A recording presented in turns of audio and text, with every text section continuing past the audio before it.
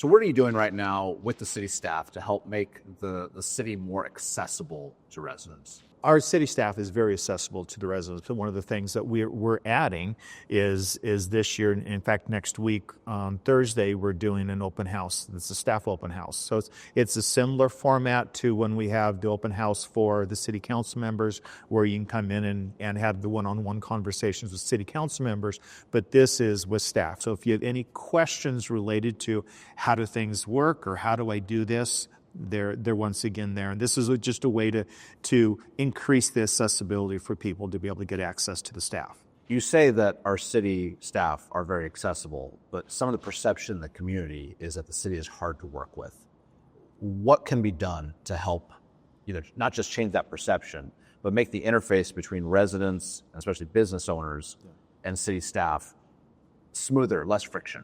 Some of the things that we've incorporated in this last year, one was where if a staff member gets a phone call, there's a certain response time that they need to respond within. So we've actually created these times. So it's not a matter of you won't ever hear from them, but it's no, that response needs to happen. Now understand, sometimes a staff member will be on vacation, so sure, you might get a delay because of that. We all have leave at some point. you have to leave at some time, yes.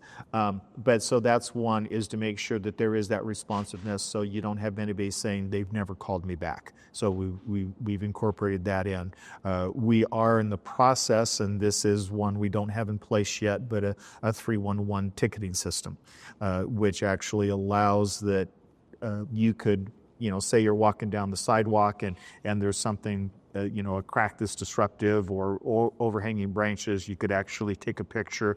It would actually geolocate where that is in the picture and send it to us, and then the ticketing system would actually route through the whole process. So that's something that we don't have in place yet, but we're actually working to fund that piece as a better way to be able to be responsive to the city. So we're just now getting an electronic ticketing system? This is something we've been working on for years. Oh my! Now I'm new into the mayor process, but it's okay. That makes sense. So what I'm hearing is there's some deferred maintenance to be done when it comes to processes. In City Hall. There's a lot of processes, as we online billing. We now have in place online being able to submit. If you want to get a building year permits, that online system. So we've added these online systems. We needed to get those up in place before we got to that ticketing system. So it's part of this process. That makes sense.